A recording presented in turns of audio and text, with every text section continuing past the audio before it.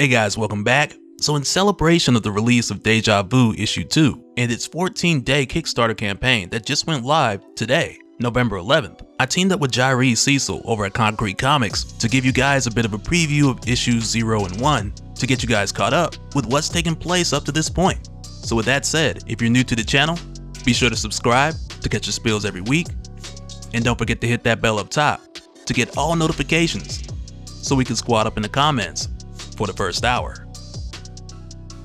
Alright, so how this is done, issue 0 gives us a glimpse at some of the events going into issue 2, cause we dive right in with Malcolm Crown as he takes on a woman whose code name is Libra, as well as her goons. And even though Malcolm has been a capable fighter for quite some time, a lot of this stuff is new to him, cause he recently got this new suit, along with some new enemies as well. But to help him out, he has his wife Melanie, as well as his adopted younger brother Rui, assisting him with the suit's functionality and acting as his guy and girl in the chair. And I'm not really sure if that's guy and gal in the chair, guy and girl in the chair, but you get what I mean. But with how this is done, we're dropped right into the fight with issue 0, with Malcolm taking on Libra, who throughout this fight has been inducing vertigo on Malcolm, which for a moment forces him to have to go dark and face her without using his sight or hearing, which on one hand lets him know that he's able to use certain abilities without sight, but also when these functions are combined with his instincts, he can become even more capable, even in moments like this where he's put at a disadvantage. And as we continue here, we find that Malcolm is searching for a container, and with the help of his brother Rui, he locates it not too long after. But when Malcolm opens the container, we're not shown what he sees inside. Not yet.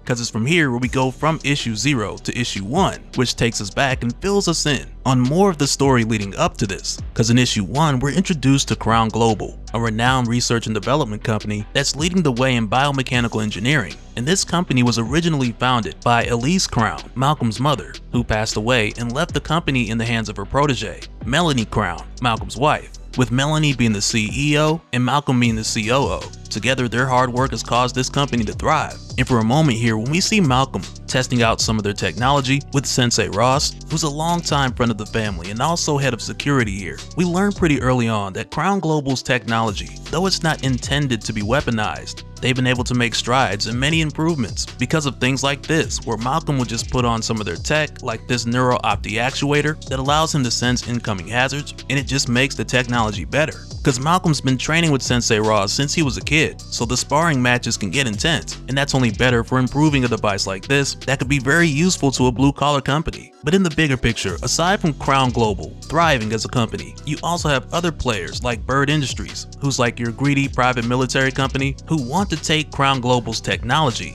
and weaponize it. But even with Crown Global refusing to share their research with Bird Industries, recently there's been an increase in threats, with Bird trying to strong-arm Crown so they can advance their weapons using Crown's technology. But as Melanie's bringing this to the board's attention, Ms. Shaw steps in, telling everyone on the board that they have to initiate Guardian Protocol immediately, which is a complete surprise to Malcolm. But as things are explained to him for the first time, it's here where us as the reader, we follow Malcolm as his world gets shaken up and things switch gears rapidly. Because Ms. Shaw goes on to tell everyone here that she hasn't had contact with Zeke, Malcolm's father, in 7 days, which leads her to believe that it's no longer safe for everyone here. So she starts handing out these packets with new identities for everyone, while apologizing to Malcolm and telling him that she was instructed by his father, who has been protecting them for decades. If they ever lost contact, then that protection was gone too. And in the event that they're compromised, everyone here who's handed a packet needs to make themselves scarce, which as it turns out is pretty much everyone, with the exception of Malcolm, his wife,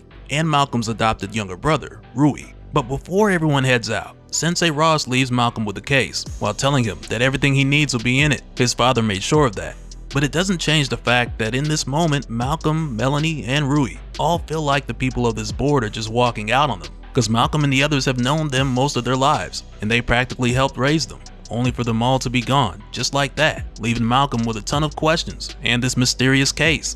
Later on that evening, we head over to Ross's dojo, where just moments before he gets ready to leave, he puts in a few more hits on his punching bag, only for him to find out moments later that an unexpected guest made their way inside. And for a moment, Ross looks at this guy before telling him, "I've been waiting for my chance to watch you burn," to where he then throws a couple bags of explosives at him and sets it off. And in this moment, it lets us know that Ross, he recognizes this guy. But after he sets off the explosives, we really don't know what happened to Ross after this.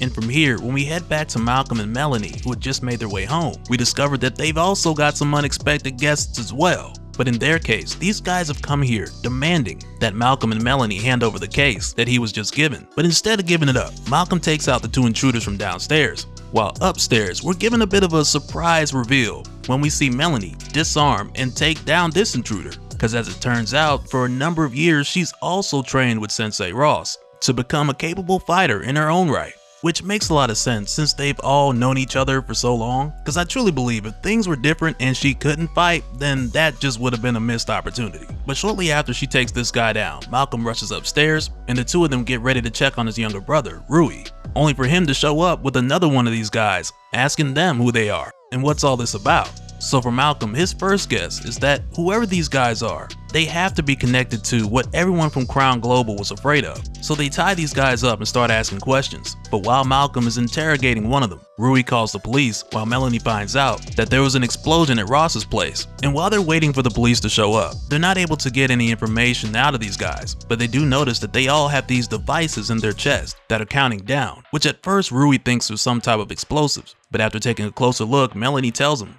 that it's more like a modified defibrillator of some kind, as the clock runs out and all these guys are incapacitated. And as soon as these guys go down, another alarm is set off upstairs. So Malcolm tells Melanie and Rui to stay here while he goes and checks it out. But when he gets up there, he's met by the same guy we saw at Ross's place, who tells Malcolm right away, "Before you ask, I am the harbinger of death.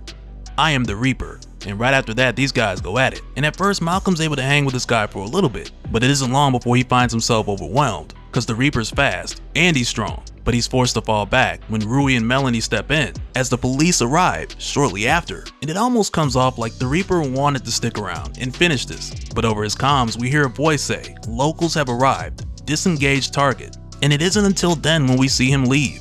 And not long after this, when we head downstairs, we find Malcolm who's patched up, while his younger brother Rui was trying to explain to the police how they were attacked by a four-eyed ninja in the Suicide Squad, which the police weren't really taken seriously as a story, but I mean, it's the truth. But just after the police leave, Malcolm tells Melanie and his brother that Ross told him what's in this case will keep them safe. And from what their attackers said, this is what they were after. So he tells the two of them that it's time that they opened it up and see what's inside. Which from here, brings issue 1 to a conclusion. But there's still more to see in Deja Vu issue 2, which is available today. And I got all the details for you in the description for the Kickstarter campaign, so you guys can head over there and check it out. And remember, the Kickstarter campaign is only going for 14 days, so depending on when you're seeing this video, it's possible that there will be new details coming along after the campaign is ended for issue 2. So over the course of time, I'll just keep the description updated so that anyone viewing this at any time will have the most recent information. But yeah, aside from that, let me know you guys' thoughts down in the comments. Let me know if you'll be checking out Deja Vu issue 2, what are your thoughts on the story so far, or even if you've been a fan of Concrete Comics. Let me know in the comments what else you've been reading. But yeah, that'll do it for this one, guys. I'll see you in the comments below, and we'll do it again on the next one. Alright, later.